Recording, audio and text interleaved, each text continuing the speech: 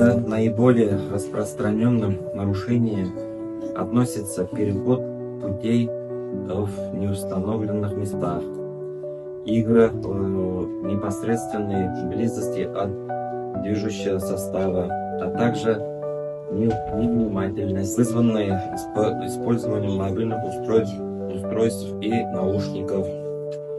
К огромному сожалению, текущий год уже был омрачен трагедией в случае гибели ребенка. И одним из наших основных приоритетных направлений это, конечно, является профилактика детского травматизма и совершение преступлений, правонарушений на объектах железнодорожного транспорта. И хочу отметить, что, наверное, остановлюсь именно на безопасности. Конечно, Кукмурский район – это, наверное, такой востребованный вид транспорта является железнодорожный транспорт.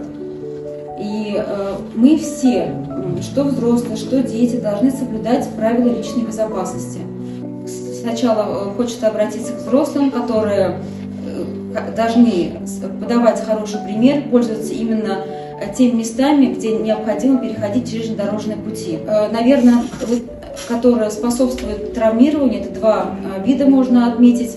Когда именно переходят железнодорожные пути в неположенном месте перед идущим поездом, либо с платформы, чтобы быстрее пройти на другую часть железной дороги. И вторым фактором является это, когда поднимаются на вагоны, где проходит напряжением провода 27 тысяч вольт напряжения, и когда между сцепками также проходят граждане, чтобы сократить свой путь, не обходить весь состав.